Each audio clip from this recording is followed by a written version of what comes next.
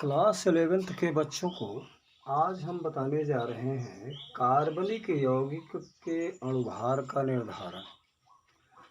आपने हमारे कल के वीडियो में देखा कि जब हम मूलानुपाती सूत्र अथवा अणुसूत्र निकाल रहे थे तो कहीं न कहीं उसमें अणुभार का बड़ा इम्पोर्टेंट रोल था। अब वो अणुभार या वाष्प घनत्व जो मैंने बताया कल, वो आया कहाँ से? तो कार्बनिक यौगिक के अणुभार का निर्धारण बहुत ही इम्पोर्टेंट पॉइंट है। और इसमें देखा जाए तो कार्बनिक यौगिक के अणुभार का निर्धारण की दो विधियां हैं। कुछ तो भौतिक विधियां हैं, फिजिकल मेथड हैं, और कुछ विधि रासायनिक विधियां होती हैं। इसके निर्धारण की रासायनिक विधियां, केमिकल मेथड्स। भौतिक विधियों में दो विधियां मुख्य रूप से हैं। एक तो वाष्पशील पदार्थों का अणुभार ज्ञात करना। वाष्पशील पदार्थों का अणुभार ज्ञात करना, और दूसरा है अवाष्पशील पदार्थ का अणुभार ज्ञात करना। अवाष्पशील पदार्थ का अणुभार ज्ञात करना।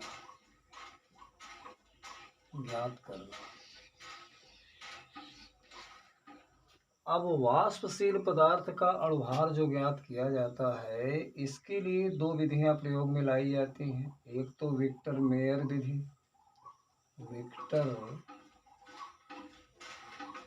विक्टर मेयर विधि, और दूसरी विधि इसी में है हाफमान विधि। हाफमान और विक्टर मेयर दोनों साइंटिस्ट थे। हाफमान विधि। और आप अवाष्पशील पदार्थ के अणुभार ज्ञात करने के लिए दो विधियां प्रयोग में लाएंगे। एक तो क्वथनांक उन्नयन विधि है, क्वथनांक उन्नयन विधि है, और दूसरी विधि है हिमांक अवनमन विधि। हिमांक अवनमन विधि। तो कुल मिलाकर के वाष्पशील पदार्थ का अणुभार इन दो विधियों द्वारा ज्ञात किया जाता है। वाष्पशील से हमारा मतलब कि ऐसे पदार्थ जो वाष्प उत्पन्न करते हों, और ऐसे पदार्थ जो वाष्प उत्पन्न न करते हों उनका अणुभार ज्ञात करने के लिए हम दो विधियों का प्रयोग करते हैं। एक तो है क्वथनांक उन्नयन विधि, दूसरी है हिमांक अवनमन विधि। इसके बाद रासायनिक विधियां जो अपने पास हैं, वही रासायनिक विधियां तीन प्रकार की होती हैं। रासायनिक विधियां तीन प्रकार की हैं। पहला नंबर अनुमापन विधि है। अनुमापन विधि है। अनुमापन विधि, टाइट्रेशन मेथड, अनुमापन विधि। दूसरी है सिल्वर लवण विधि, सिल्वर लवण विधि। और तीसरी विधि है हेक्सा क्लोरो प्लेटिनेट विधि, प्लेटिनेट विधि। तो देखिए, इंग्लिश मीडियम वाले बच्चे ध्यान देंगे कि भौतिक विधि का मतलब फिजिकल मेथड से है। वाष्पशील का मतलब वोलेटाइल जो सब्सटेंस है, और अवाष्पशील का मतलब हुआ नॉन वोलेटाइल सब्सटेंस जो हैं, उनके अणुभार, उनके मॉलिक्यूलर वेट कैसे फाइंड आउट करेंगे। अब वोलेटाइल सब्सटेंस के लिए विक्टर मेयर प्रोसेस यूज की जाती है, और उसके लिए हाफमान प्रोसेस भी है। नॉन वोलेटाइल सब्सटेंस का मॉलिक्यूलर वेट अगर हमें फाइंड आउट करना है तो हम या तो elevation in boiling point method use करेंगे, अथवा डिप्रेशन इन फ्रीजिंग पॉइंट की मेथड यूज करेंगे। इसी प्रकार केमिकल मेथड्स जो होती हैं वो तीन हैं। पहला नंबर टाइट्रेशन मेथड, दूसरी है सिल्वर साल्ट मेथड, और तीसरी है हेक्साक्लोरोप्लेटिनेट मेथड। तो आज के इस वीडियो में आपको मैं बताने जा रहा हूँ वाष्पशील पदार्थों का अणुभार ज्ञात करना, अर्थात मैं आपको बताऊंगा इस वीडियो में कि विक्टर मेयर विधि क्या है और हाफमान विधि क्या है, और इन दोनों विधियों में डिफरेंस क्या है, अंतर क्या है। तो सबसे पहले शुरू करते हैं हम विक्टर मेयर विधि, और इसका यदि स्क्रीनशॉट ले लें तो ज़्यादा बेहतर होगा, क्योंकि आपको इन विधियों को हमें आगे बताना होगा, लेकिन एक एक करके बताया जाएगा। जैसे आज के वीडियो में ये दोनों संभव हैं, अगले वीडियो में ये दोनों संभव हो जाएंगे, क्योंकि इस पे सब पे न्यूमेरिकल हैं। और रासायनिक विधियां जो 3 हैं ये नेक्स्ट वीडियो में होगा, इन सभी पर न्यूमेरिकल पूछे जाएंगे। तो आइए चलते हैं विक्टर मेयर विधि में। विक्टर मेयर विधि, देखिए विक्टर मेयर जो विधि है, विक्टर मेयर विधि, विक्टर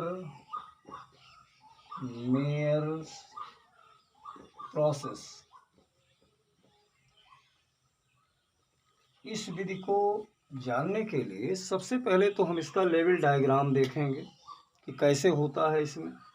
तो दरअसल इसमें होता क्या है कि इस प्रकार से हम लोग एक डिस्टिलेशन फ्लास्क लेते हैं, आसवन फ्लास्क, इस प्रकार से, और इस आसवन फ्लास्क में हम एक यहाँ इसके माउथ को क्लोज करके, और इसमें हम सबसे पहले इस प्रकार का एक और इंस्ट्रूमेंट डाल देंगे, जिसको हम विक्टर मेयर ट्यूब के नाम से जानते हैं। विक्टर मेयर ट्यूब होती है ये, इस प्रकार से दिखाई देती है, विक्टर मेयर ट्यूब है। और इस विक्टर मेयर ट्यूब में आप देखेंगे कि इसे हम लोग एक स्टैंड से कस देंगे, एक स्टैंड की सहायता से ये कस दिया जाएगा इस तरह से। और इसको आगे हम तार की जाली वगैरह पे रख करके, देखिए इस प्रकार से तार की जाली पर रख दिया जाएगा, और नीचे हम इसका संबंध कर देंगे स्पिट लैंप से, यानी इसको गर्म करना पड़ेगा। स्पिट लैंप से इसका संबंध हम नीचे ये इस प्रकार से कर देंगे, इस प्रकार से। अब इसमें देखिए, इस जो आप देख रहे हैं ये विक्टर मेयर ट्यूब है, इसको कहते हैं विक्टर मेयर ट्यूब। और ये कॉपर जैकेट होता है, कॉपर जैकेट,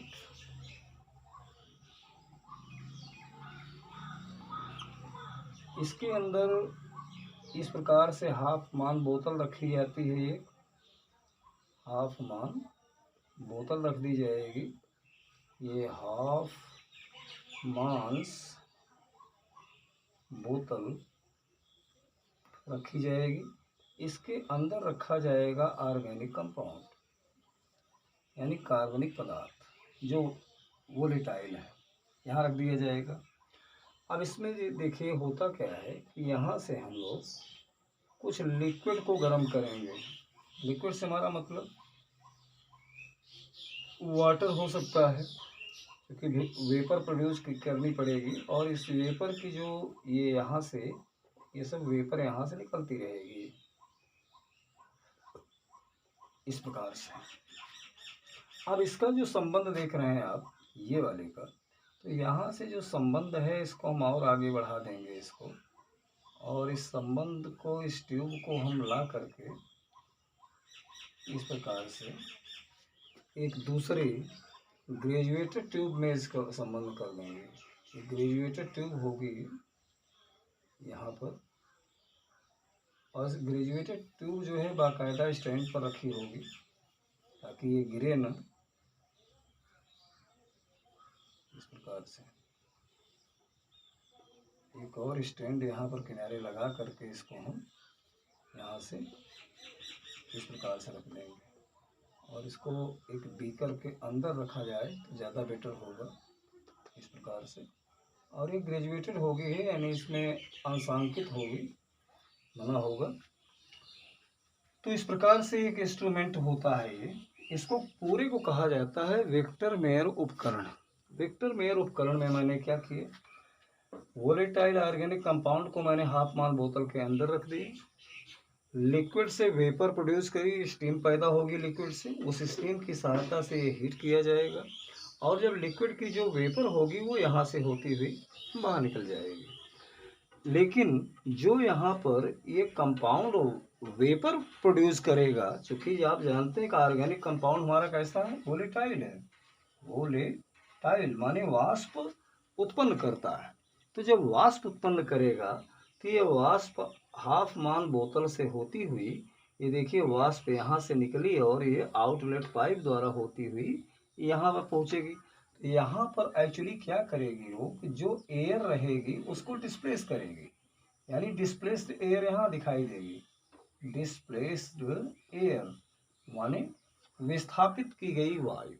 किसने विस्थापित किया, कार्बनिक यौगिक से जो वेपर प्रोड्यूस हुई वो वाष्प ने इसको एयर को डिस्प्लेस किया। अब कितने टेम्परेचर पर कितने प्रेशर पर किया और कितनी मात्रा में उसने कितना ml इसको डिस्प्लेस किया, इस बात को हम नोट कर लेंगे। और नोट करने के बाद हम क्या करेंगे कि आइडियल गैस इक्वेशन की सहायता से हम मॉलिक्यूलर वेट को निकाल सकते हैं। जैसे अब आइडियल गैस इक्वेशन जो अपना होता है PV बराबर nRT होता है। ये आइडियल गैस इक्वेशन है, अर्थात तो आदर्श गैस समीकरण है। हिंदी में इसे कहते हैं आदर्श गैस समीकरण। और आदर्श गैस समीकरण में आपको यहाँ पर कितने प्रेशर पर कितनी वायु विस्थापित की गई, कितने आयतन उसका हुआ, और n को हम बदल देंगे। देखिए PV बराबर n माने मोलों की संख्या, मोलों की संख्या बराबर भार बटे अणुभार इंटू R इंटू T। तो इस प्रकार से ये फार्मूले में जो m होता है यही पदार्थ का क्या माना जाएगा, अणुभार माना जाएगा। और W इसका मतलब आपको W दिया जाएगा, प्रेशर ज्ञात होगा, आयतन ज्ञात होगा और T ज्ञात होगा। R तो गैस स्थिरांक है, R बराबर होता है 0.0821 लीटर एटीएम पर केल्विन पर मोल। ये R की बीमा होती है। R what is R here, gas constant, वो गैस स्थिरांक होता है।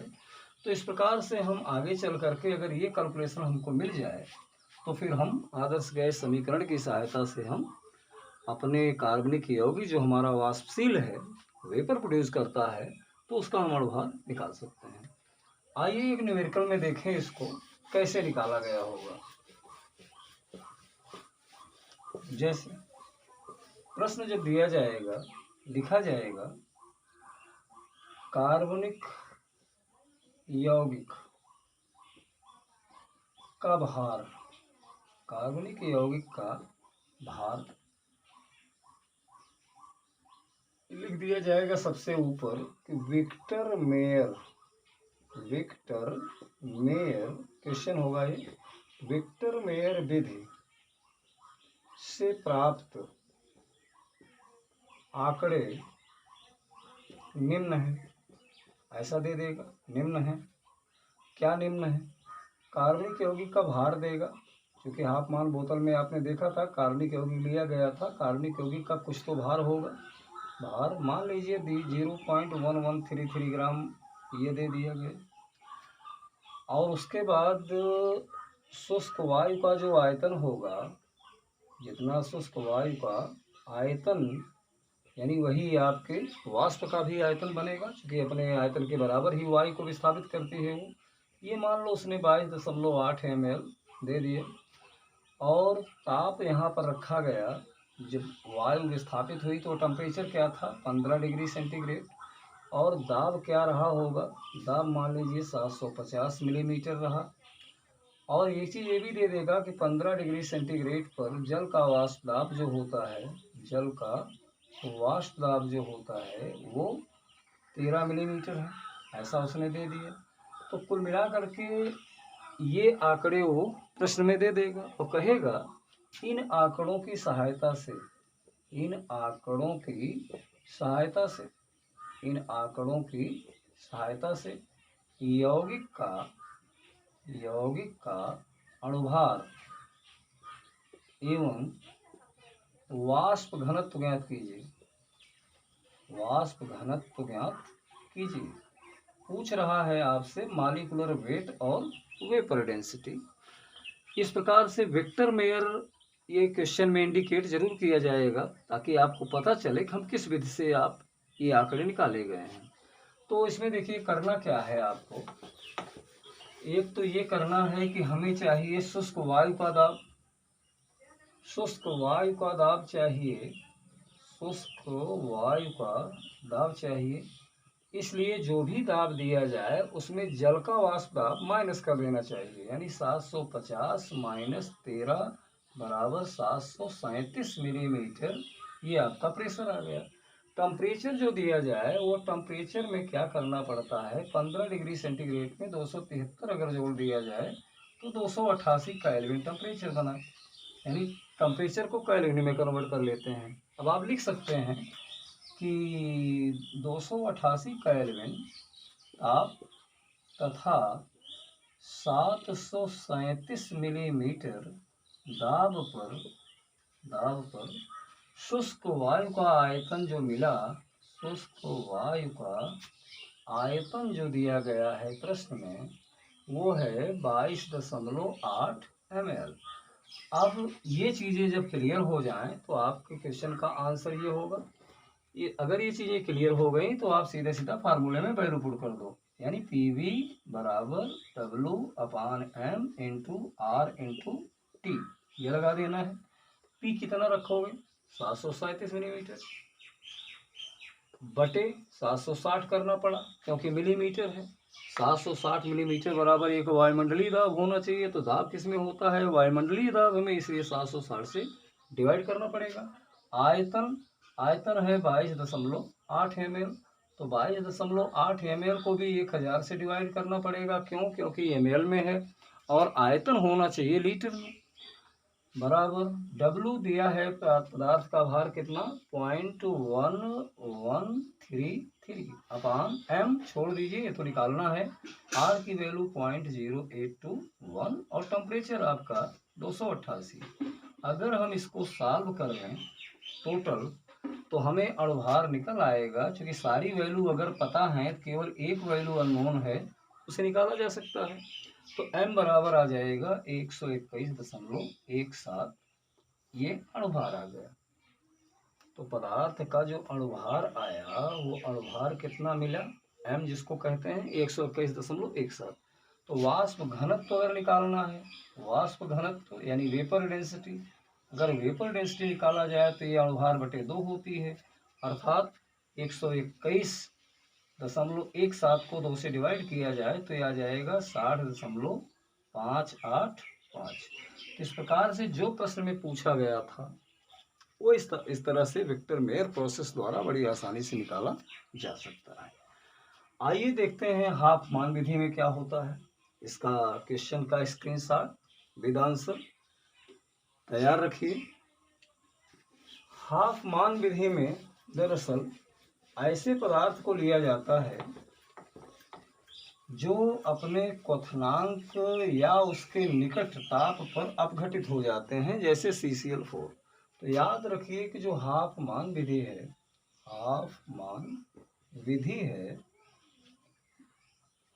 हाफ मास प्रोसेस या मेथड, हाफ मास मेथड। अब हाफ मास विधि का प्रयोग हम ऐसे यौगिक के लिए करते हैं कि ऐसे वाष्पशील यौगिक जो अपने क्वथनांक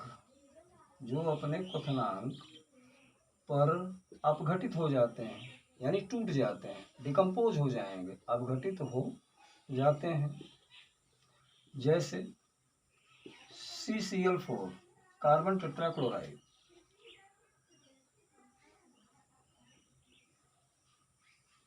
को अल्प दाब यानी रिड्यूस्ड प्रेशर